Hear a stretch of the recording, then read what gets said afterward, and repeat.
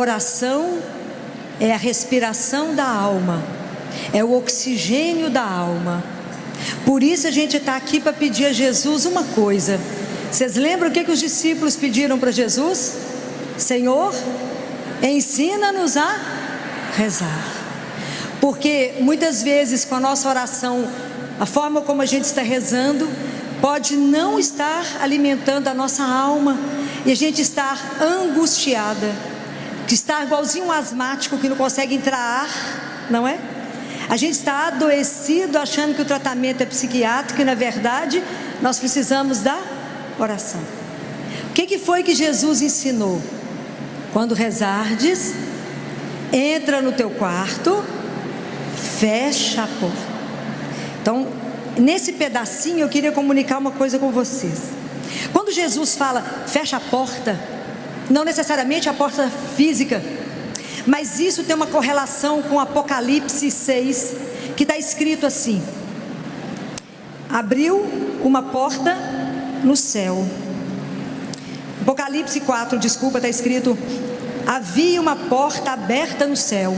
Então, quando você fecha a porta do seu quarto, quer dizer, você pede a Deus a graça do silêncio dos olhos, tem que fechar os olhos, do silêncio do ouvido para não ficar prestando atenção no que está acontecendo, no silêncio, porque não adianta fechar a boca e ficar pensando num tanto de coisa, se esvaziar, o céu abre uma porta para que você entre e fala: vem aqui que eu vou te ensinar algumas coisas. Mas tem uma senha para entrar no céu, sabe qual é? Tem uma senha, alguém arrisca?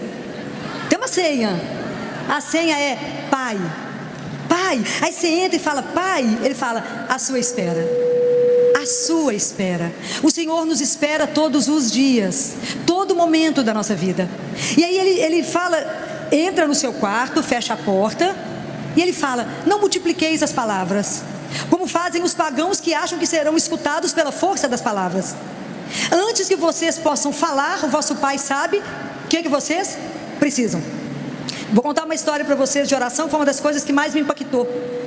Lá no hospital, nós recebemos uma criancinha com síndrome de Down, com uma cardiopatia grave, chegou com infecção, a gente teve que tratar da infecção para conseguir operá-la.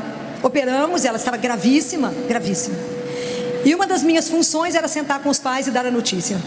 Eu sentei com essa mãe e falei com ela: a neném está muito grave, e hoje nós temos só duas possibilidades.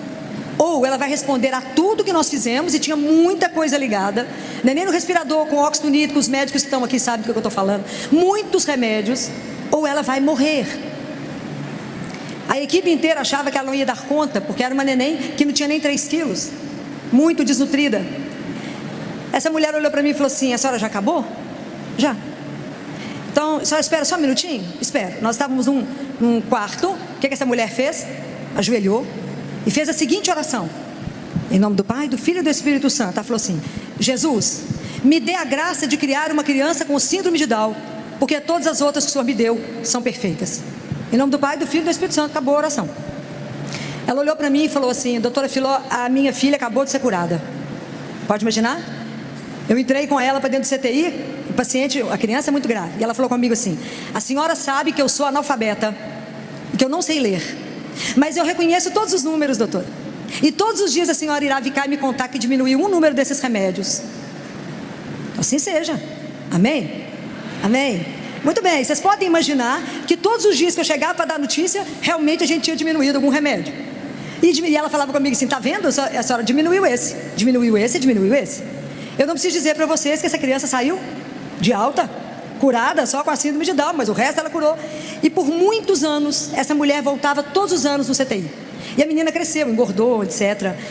E ela falava comigo: doutora Filó, sabe por que eu volto todos os anos? Eu falei: não. Ela falou: eu volto aqui só para que a senhora nunca desista da missão. Por isso eu retorno aqui todos os anos.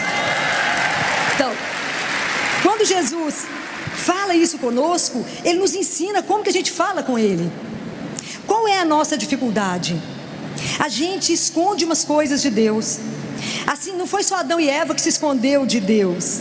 A gente, do ponto de vista espiritual, não conta tudo para Jesus, e às vezes as coisas que a gente precisa dizer. Então, oração significa que eu me rasgo, que eu me coloco nua diante de Deus. É necessário eu me expor inteira para Ele, porque qual é a ilusão que a gente tem, que esconde o que de Deus? Qual a ilusão? Nós temos ilusão Ele nos conhece, Ele nos viu dentro do útero da nossa mãe. Então, é uma ilusão que a gente esconde alguma coisa.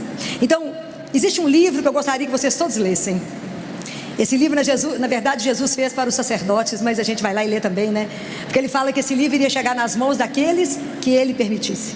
O livro tem um título que se chama, ele em latim o título, mas ele é em português, escrito Ensino Iesu. É a conversa de Jesus com um monge, e esse monge está vivo, então o livro é só escrito um monge beneditino. E quando Jesus ensina assim para ele: quando você vier me ver, vier conversar comigo, vem e fala comigo assim: Senhor, conta para mim os seus problemas, traga todos, traga os problemas, porque, isso é frase dele, porque a solução eu as tenho. Pode imaginar que Deus é esse? Que eu posso chegar diante dele e contar um problema, mas não dê solução para Jesus. Conta para ele: Jesus, meu marido perdeu o emprego, só. Jesus, meu filho está fazendo isso, só.